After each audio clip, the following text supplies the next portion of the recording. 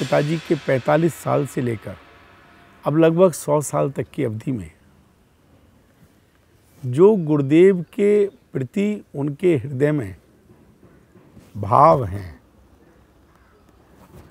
ऐसे भाव मैंने जीवन में कभी किसी शिष्य के हृदय में किसी गुरु के प्रति नहीं देखे हैं।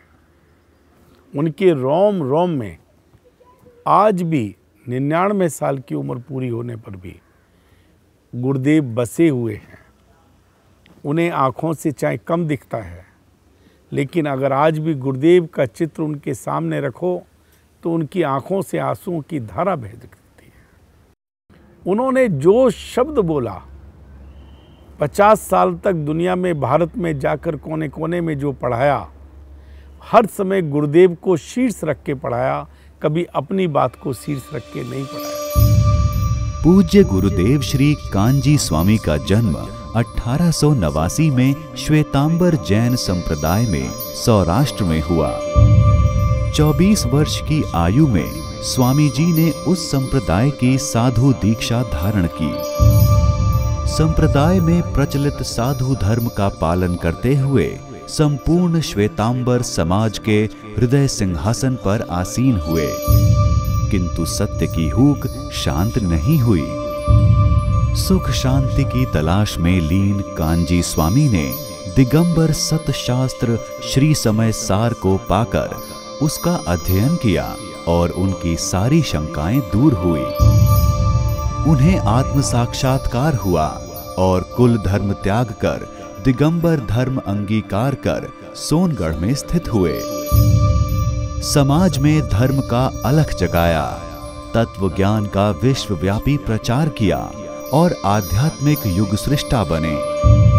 अपने असाधारण प्रवचनों से, जिनागम के अभूतपूर्व स्पष्टीकरण से आत्मार्थियों के पथ प्रदर्शक बनकर पूज्य गुरुदेव श्री के रूप में श्रद्धेय हो गए।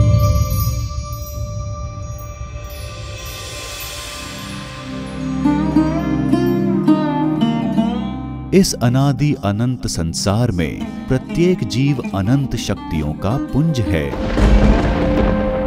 ज्ञान का अक्षय कोश तथा सुख एवं आनंद का अनंत स्रोत है। ज्ञान एवं आनंद उसका निज स्वभाव है, परंतु जन्म जन्मांतरों से अज्ञान एवं मोह में डूबे रहने के कारण वह आत्मा अपनी अनंत शक्तियों को प्रकट करने का पुरुषार्थ नहीं कर पा रहा है।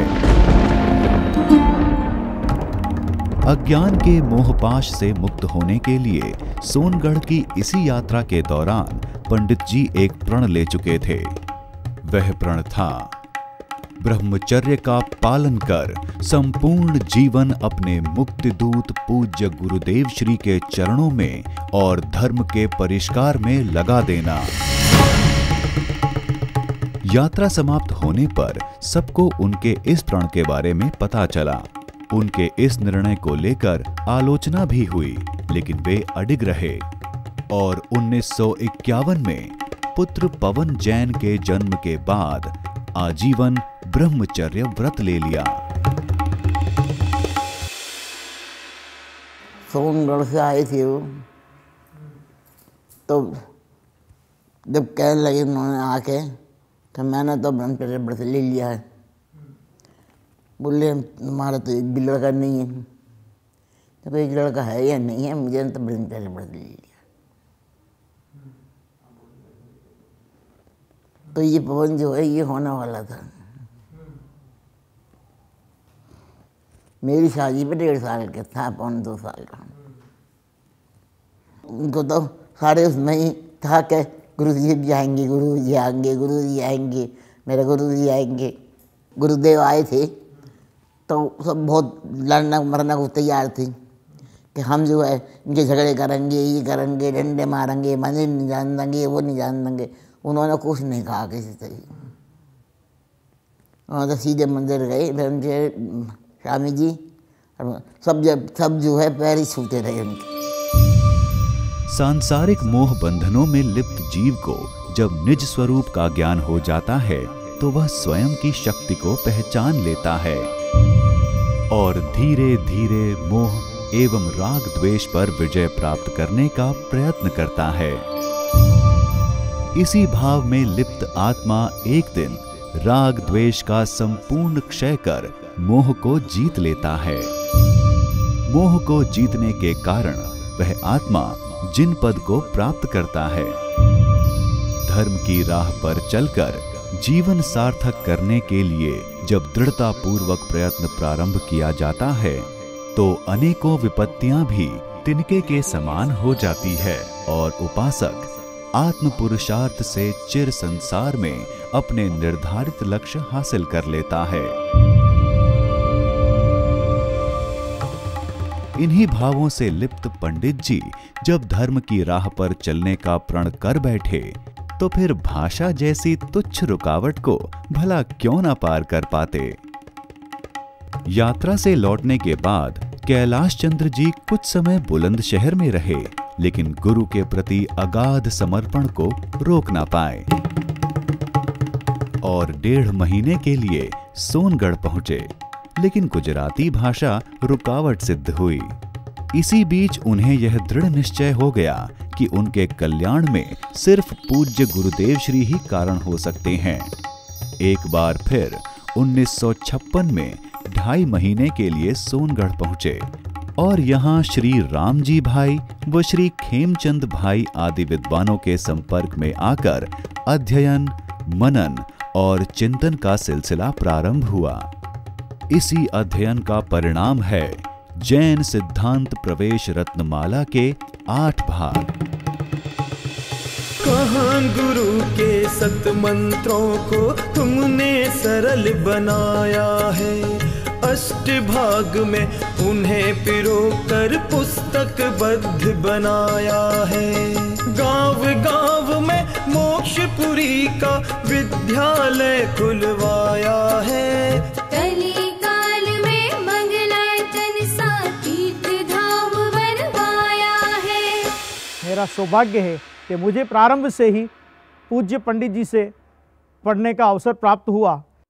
उन्होंने पूज्य गुरुदेव श्री कांजी स्वामी से प्राप्त जैन शासन के सूक्ष्म संदेशों को आत्मसात करके पूरे जीवन भर देश में घूम घूम करके कक्षा पद्धति के माध्यम से सभी साधर्मी जनों को पढ़ाया है। अनेकों जगह आत्मार्थी भाई बहन तत्वज्ञान को समझने में सक्षम हुए हैं और उनकी प्रेरणा से निर्मित यह तीर्थधाम मंगलायतन आज विश्व में तत्वज्ञान का डंका बजा रहा है। परिवार और समाज एक ऐसा बंधन है जो मनुष्य को अपनी बेड़ियों में जकड़े रहता है और जब मनुष्य आत्महित के लिए कोई कदम उठाता है तो यह बेड़ियां अपनी पकड़ मजबूत कर लेती हैं और मनुष्य विपरीत परिस्थितियों में जीवन गुजारता है।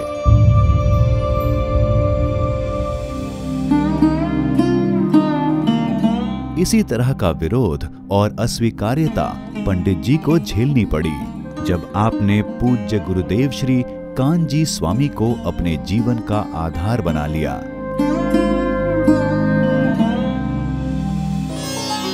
किंतु पंडित जी ने इन सब परिस्थितियों की ओर लक्ष्य नहीं दिया और वे अपने मार्ग के अकेले साथी की तरह आगे बढ़ते रहे। पंडित जी की अगाध श्रद्धा उस समय चरम सीमा पर थी। जब पूज्य गुरुदेव श्री कांजी स्वामी उनके नगर बुलंदशहर आए,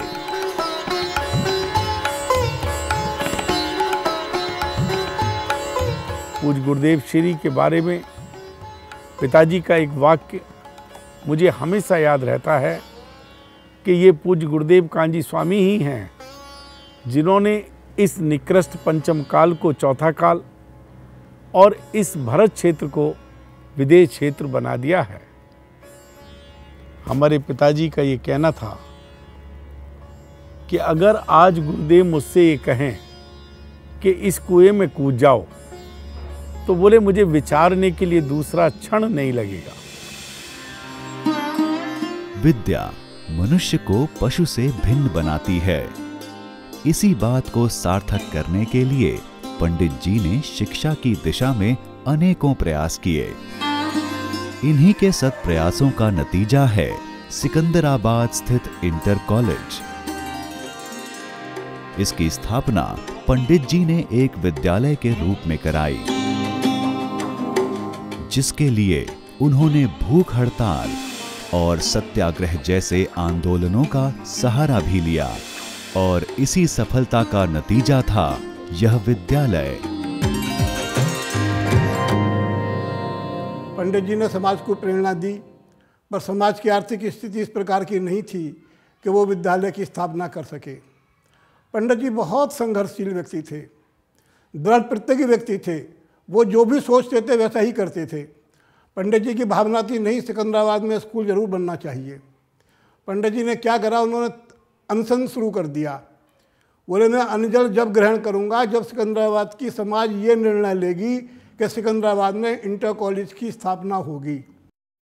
और जो सिकंदराबाद का आज यानी इंटर कॉलेज है, मैं ये कह सकता हूँ कि ये पंडित जी की प्रेरणा, उनके संघर्ष का ही परिचय जैन इंटर कॉलेज सिकंदराबाद दे रहा है।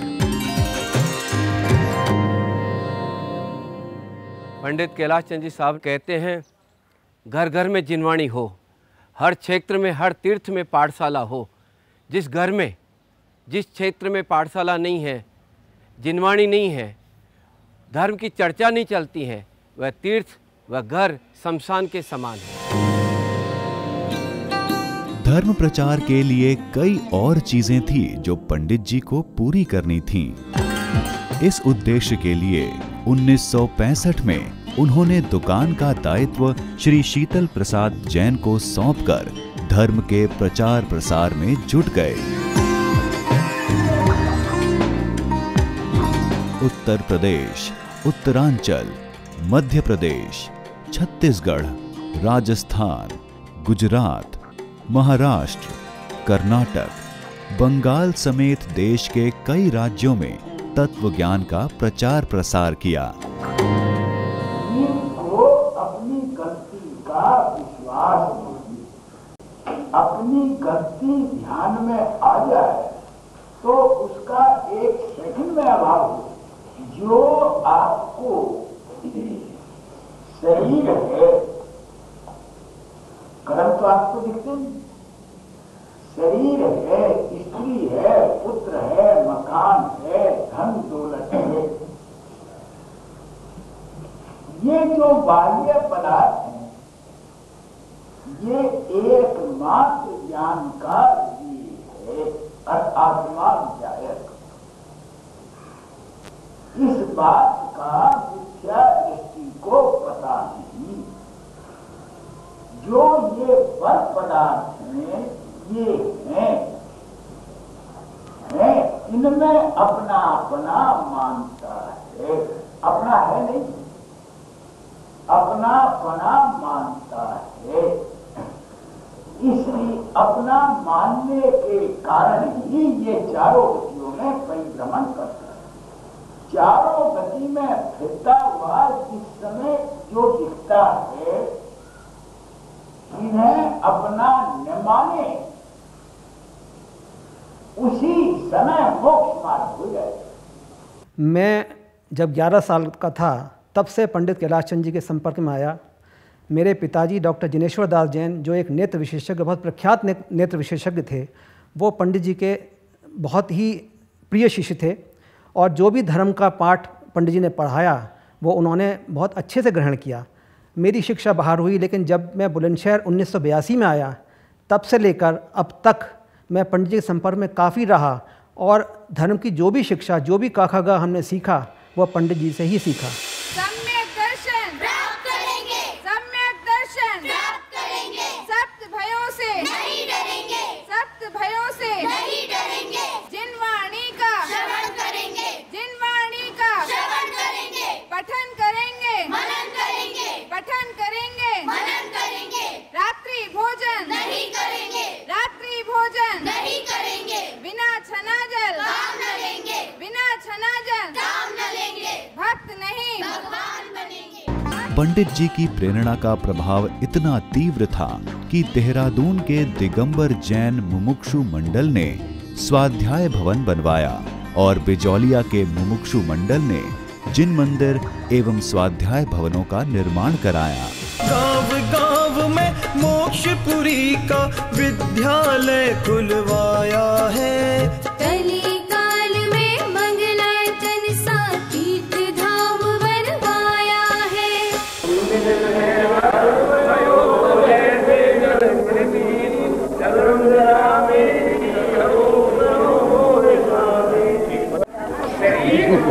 पहले जन्म से आपके साथ आया है और साथ जाएगा।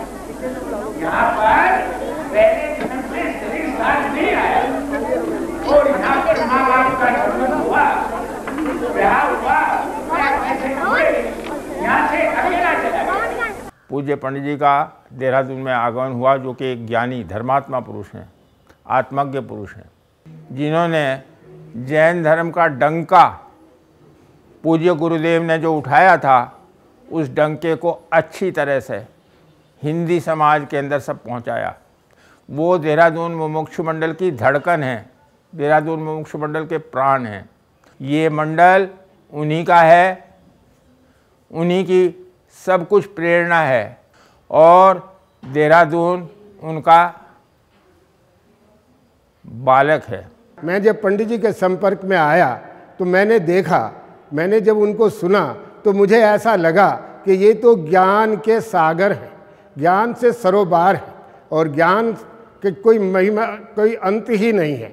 मैंने देखा जब वो पढ़ाते थे तो ऐसा लगता था कि जितने भी धर्म के शास्त्र हैं सब उनके सामने खुले हुए रखे हुए हैं और वो किसी भी शास्त्र की किसी भी लाइन का कोई भी उदाहरण किसी समय भी कैसे ही दे देते हैं। ऐसे ज्ञान के भंडार हमारे पंडित जी थे। उनके इस ज्ञान की महिमा को सुनकर ही मैं इतना ओतप्रोत हुआ कि मुझे ऐसा लगा कि अगर ज्ञान कहीं से प्राप्त हो सकता है तो वो सिर्फ पंडित जी है। पूरे देश भर में पंडित जी ने हजारों श्रद्धालुओं को जैन तत्व ज्ञान के संस्कार प्रदान किए और अनेकों स्थान पर मुमुक्षु मंडलों की स्थापना कराई।